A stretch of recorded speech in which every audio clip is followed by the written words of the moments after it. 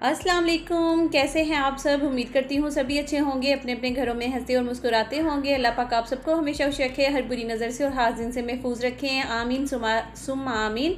तो सुबह सुबह का टाइम है आज और अपना जो व्लॉग है वो नाश्ते के टाइम से मैं स्टार्ट कर रही हूँ। तो आज बनाई थी मैं सफ़ेद आटे के पराठे, तो सोचा मैं क्यों ना आप लोगों के साथ शेयर करूँ अपनी नाश्ते की रूटीन, ठीक है ना। तो आज मैं चकोर पराठे बनाऊंगी। इसके अलावा मैं आपको, मेरी अक्सर बहनें जो हैं वो पूछती हैं कि आप कौन सा आटा यूज़ करते हैं, आपके आटे की रोटियां बड़े मज़े की बनती हैं। असल में जो मैं रेगुलर आटा यूज़ करती हूँ वो देसी गंदम का होता है, जो घर की गंदम होती है ना, उसका हम पिसवाते हैं आटा। आज जो है वो मैं सफ़ेद आटे के जो पराठे हैं वो बनाऊँगी, क्योंकि सफ़ेद आटे के पराठे बहुत मज़े के लगते हैं। हम भी जब अपनी अम्मी के घर में थे और वहाँ पर तो हमारे खाया ही सफ़ेद आटा जाता है, देसी वाली गंदम या घर वाली जो गंदम है उसका पिसवा कर तो बिल्कुल ही कोई भी पसंद नहीं करता है। क्योंकि अगर लुक वाइज देखा जाए तो सफ़ेद आटे के पराठे ज़्यादा मज़े के लगते हैं, और जो दूसरा देसी गंदम होती है उसके पराठे ज़रा थोड़े काले काले से होते हैं ना, तो वो देखकर इतना ज़्यादा, जैसे कहते हैं ना कि एक देखने में चीज़ जो है वो मज़े की लगनी चाहिए, खाने में भले दूसरी वाली ज़्यादा फ़ायदेमंद हो। मज़े की बात यह है कि जो सफ़ेद आटे की रोटी है उसको बनाना भी मुश्किल होता है, चबाना भी मुश्किल होता है और हज़म करना भी ज़रा ना मुश्किल होता है, ठीक है ना। तो जो दूसरा देसी आटे की जो गंदम होती है उसकी रोटी जो है इजीली बन भी जाती है और इजीली चबाई भी जाती है, और सबसे बड़ी बात उसको हज़म करना भी आसान होता है। लेकिन खैर हम खुद जो है अम्मी के घर में भी ज़्यादातर यही वाला आटा खाते थे, तो बल्कि ससुराल में आके अपनी बहुत सारी आदतें जो हैं वो चेंज करनी पड़ती हैं, क्योंकि पहले हम भी कभी देसी आटे की रोटी नहीं खाते थे। यहाँ पर आकर जो है ना वो आदत हो गई है वही वाले आटे की गंदम, और बल्कि ज़्यादा मुझे वो वाला आटा जो है ना वो अच्छा लगता है। ये वाला आटा जो है ना सिर्फ पराठों के लिए तो ठीक है, लेकिन इसकी सादी रोटी या फिर इसको रेगुलर खाना जो है ना वो सही नहीं है। क्योंकि जो दूसरा वाला जो गंदम वाला आटा होता है ना, उसमें वो जो आपने सुना होगा जो चोकर होती है जिसको छान बोलते हैं, उसमें वो भी होता है, सूजी भी होती है, मैदा भी होता है और आटा भी होता है, ठीक है ना, वो मिक्स होता है। और जो ये वाला आटा होता है इसमें से सारी चीज़ें निकाली जाती हैं, सिर्फ इसके पीछे जो है ना वो एक मैदा जो होता है ना वो बच जाता है। बाकी जो सारी चीज़ें इसमें से सूजी, चोकर, छान वगैरह जो भी चीज़ें होती हैं ना वो सारी निकाल ली जाती हैं। तो बस आप यहाँ से अंदाज़ा लगा लें कि कौन सा आटा जो है वो ज़्यादा फ़ायदेमंद है और सेहत के लिए जो है ना वो अच्छा है। और यहाँ पे बस मेरा नाश्ता जो है वो ऑलमोस्ट बन ही गया है, तो मैं अब जल्दी से जो है वो नाश्ता लगा कर, पहले मैं बच्चों को साथ साथ खिलाती रहती हूँ, फिर एंड पे जो है मैं और मेरे हस्बैंड दोनों आराम से बैठ कर नाश्ता करते हैं। और जो पराठे हैं ना वो गर्म ही गर्म खाने का मज़ा आता है। ऐसे अगर नाश्ता बनाकर इकट्ठा करते रहो फिर एक ही साथ बैठ कर खाओ ना, तो फिर बिल्कुल भी मज़ा नहीं आता, पराठे भी ठंडे हो जाते हैं। तो बस इसलिए मैं साथ साथ पहले बच्चों को देती जाती हूँ, चाय भी बन रही होती है, सालन ओवन में गर्म हो रहा होता है, पराठे बन रहे होते हैं, तो साथ साथ देती जाती हूँ।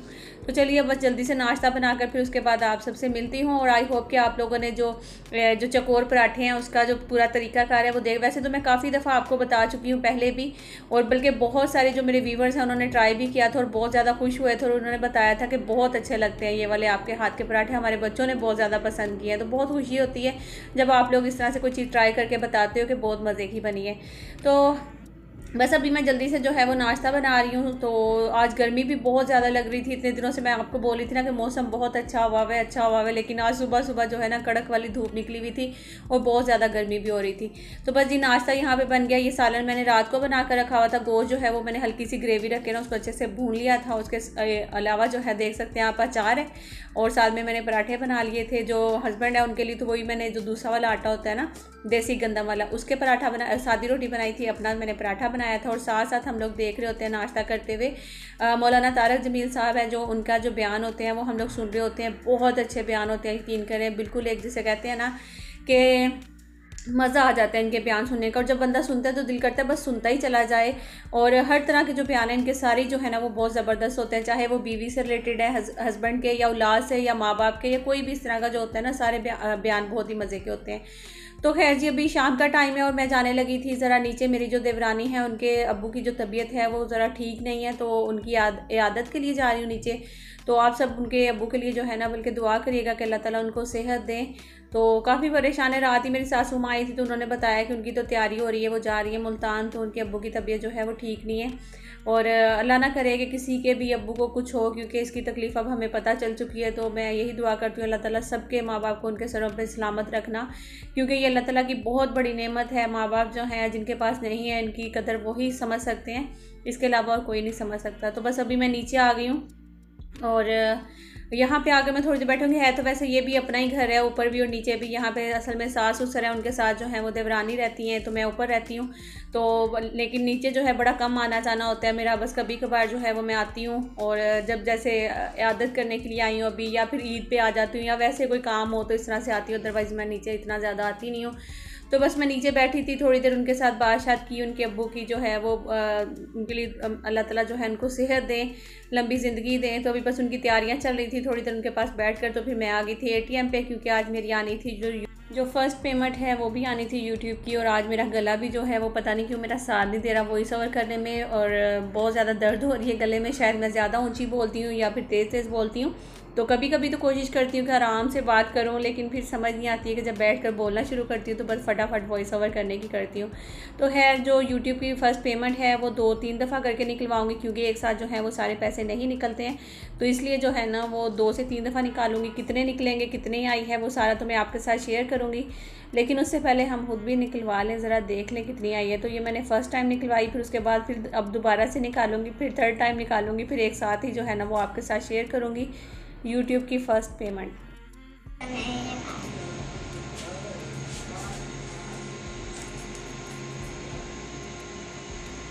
हो गया कब होने वाले वीडियो में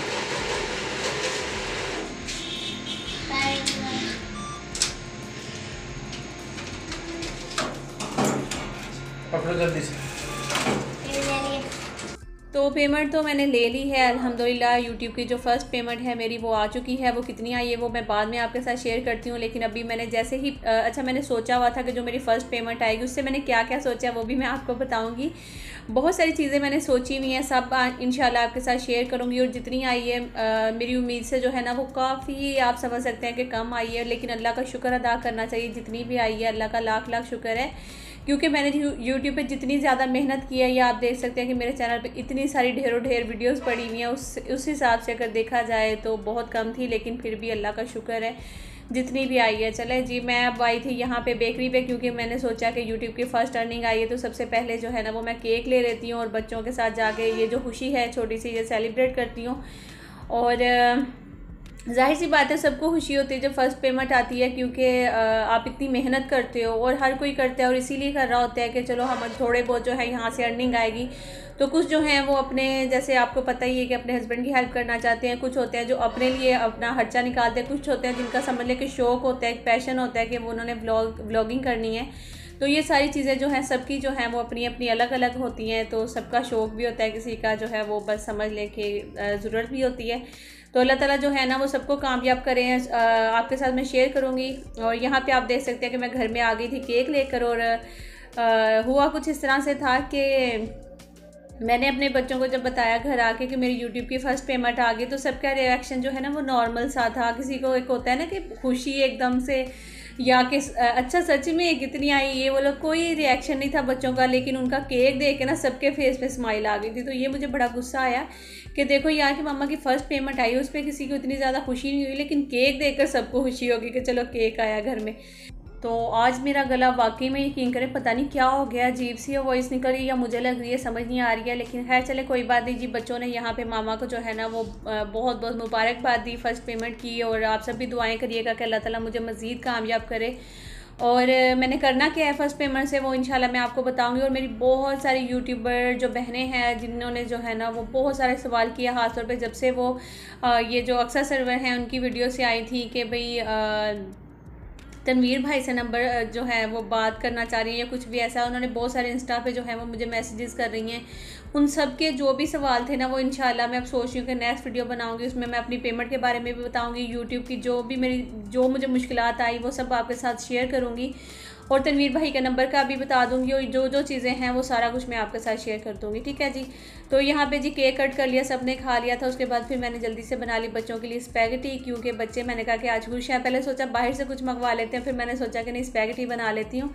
अब क्योंकि इतनी ज़्यादा अर्निंग तो आई नहीं थी जिनको मैं बस खाने पीने में जो है ना वो पूरा कर देती। और वाकई में पता जब चलता है जब हम लोग खुद कमाते हैं, और फिर पता चलता है कि भाई कितनी मेहनत से आप थोड़े से जो पैसे हैं वो कमा सकते हो। और उनको जो है ना बड़े आराम से कह देते हैं कि ये चीज़ लेकर आनी है, ये चीज़ लेकर आनी है। और अब इस चीज़ का एहसास हुआ कि मतलब कि भाई अब तो बात जो है ना वो हज़ारों में की जाती है। अब तो वो बात ही नहीं कि 100, 200, 300, 500 में जो है ना कहानी ख़त्म हो जाए। बच्चों की छोटी छोटी चीज़ें जो है ना वो भी हज़ारों पे चली जाती हैं।